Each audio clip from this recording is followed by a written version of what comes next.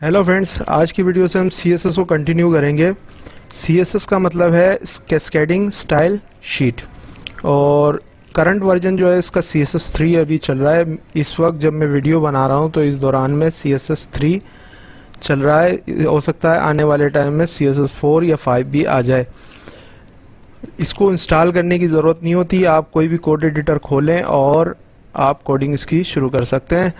CSS क्या है? CSS is a language that describes the style of an HTML document. CSS एक language है जो HTML डॉक्यूमेंट के स्टाइल को डिस्क्राइब करती है। CSS describes how HTML elements should be displayed. CSS ये डिस्क्राइब करता है कि HTML के एलिमेंट्स किस तरह डिस्प्ले होने चाहिए, किस तरह नज़र आने चाहिए। एक बात याद रखें कि HTML CSS के बगैर कुछ भी नहीं है।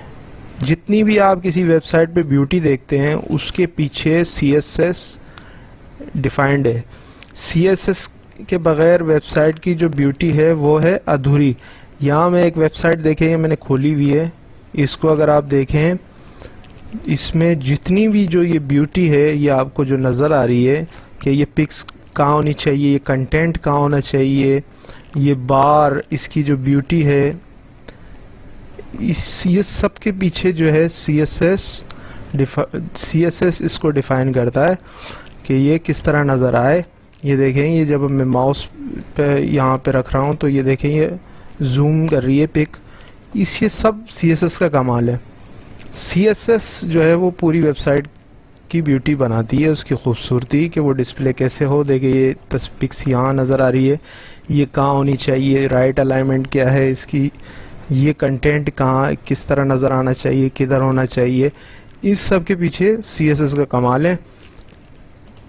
तो इस चीज़ को याद रखें कि HTML के जितनी भी जो एलिमेंट्स है उसको किस तरह नज़र आना चाहिए ये CSS के थ्रू हम डिफ़ाइन करते हैं। इसको अप्लाई करने के 3 तरीके हैं: external CSS, internal CSS, inline CSS। अब ये तीनों किस तरह अप्लाई होते हैं, ये एक्सटर्नल क्या है, इंटरनल क्या है, इनलाइन CSS क्या है। देखिए यहाँ मैंने बॉडी के अंदर 2 टैग्स दिए हैं, H1 का टैग दिया है और यहाँ H2 का टैग दिया है। तो अब इसमें जो है देखें, अब इनलाइन CSS क्या है। अगर ये H1 का जो ओपनिंग टैग है इसके अंदर जो है हम इनलाइन CSS डिफ़ाइन करते हैं। सपोज़ किसी भी लाइन में आप H1 या H2 या कोई भी टैग हो, टैग के अंदर या ओपनिंग टैग के अंदर आपको यहाँ स्टाइल लिखते हैं, इजिकल टू का ये जो सिंबल है ये लगाते हैं और उसके बाद कोटेशन मार्क लगा के अब यहाँ से हम जो है CSS की कोडिंग शुरू करते हैं। ये सिर्फ इसी लाइन पे ही अप्लाई होगा। इनलाइन CSS जो है उसी लाइन पे अप्लाई होता है जहाँ पे हम जिस लाइन में हम इसको डिफ़ाइन करते हैं। तो ये इनलाइन CSS हम इस तरह लिखते हैं, स्टाइल देके ये इक्वल टू और कोटेशन मार्क देने के बाद हम यहाँ पे इसके कोटेशन मार्क के बीच में हम CSS को डिफ़ाइन करते हैं। और लेकिन ये जो है अफेक्ट सिर्फ इस H1 हेडिंग टैग को ही करेगा। अगर इधर हम करेंगे तो ये H2 के हेडिंग टैग को करेगा। सपोज़ यहाँ अगर हम यहाँ इसको दे देना चाहें तो यहाँ पे इक्वल टू ये कोटेशन मार्क, अब ये यहाँ पे अप्लाई होगा। जो भी हम यहाँ कोडिंग करेंगे ये H2 पे अप्लाई होगा। इस तरह जितने भी हम टैग यूज़ करते हैं उस HTML के उस टैग के अंदर के ओपनिंग टैग के अंदर हम स्टाइल को इस तरह डिफ़ाइन करते हैं। ये तो हो गया इनलाइन CSS। अब इंटरनल CSS क्या है? देखिए इंटरनल CSS हम हेड के जो ओपनिंग और क्लोजिंग टैग है उसके अंदर हम यहाँ पे लिखते हैं स्टाइल। ओपनिंग और क्लोजिंग टैग दोनों स्टाइल के स्टाइल लिखेंगे। इसका ओपनिंग और क्लोजिंग टैग के अंदर हम यहाँ पे जो है CSS की इसके बीच में हम कोडिंग करते हैं। ये इस तरीके से हम इंटरनल CSS यूज़ करते हैं। इसको हम इंटरनल CSS कहते हैं।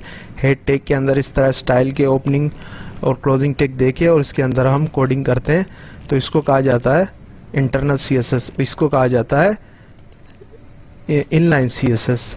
अब एक्सटर्नल CSS क्या होता है? एक्सटर्नल CSS ये होता है कि हम इसकी एक अलग से जो है एक फ़ाइल बनाएं, स्टाइल किसी भी नाम से बनाते हैं। ये स्टाइल हमने जैसे लिखा हुआ है यहाँ पे .css, सिर्फ एक्सटेंशन हमें .css देनी पड़ती है, किसी भी नाम से बना लें।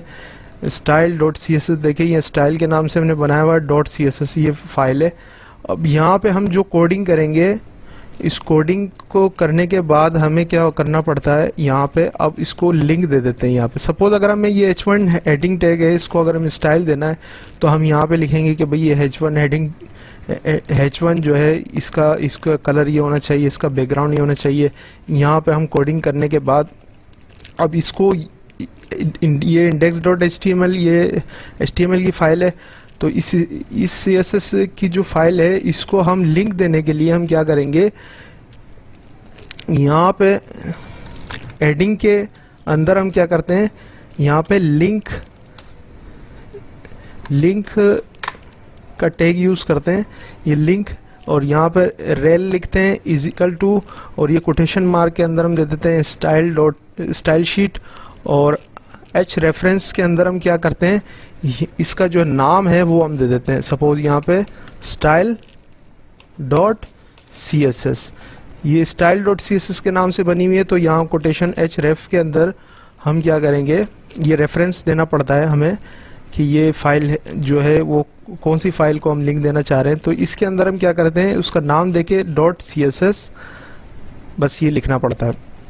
अब ये जो style.css है, अब यहाँ पे हमने लिंक दिया, अब ये अप्लाई होगा इस index.html के इस फाइल के अंदर। यानी अगर हम h1 यहाँ पे चेंजिंग करना चाहें तो h1 के अंदर अगर हम style.css में लिखेंगे h1 की जो है वो ब्यूटी अगर हम बनाना चाहें, h1 के अंदर कुछ देना चाहेंगे, इसका कलर कैसा होना चाहिए इस टैग का, और इसका जो बैकग्राउंड कैसा होना चाहिए, वो हम यहाँ पे अगर हम लिखेंगे तो ये इसके अंदर अप्लाई हो जाएगा।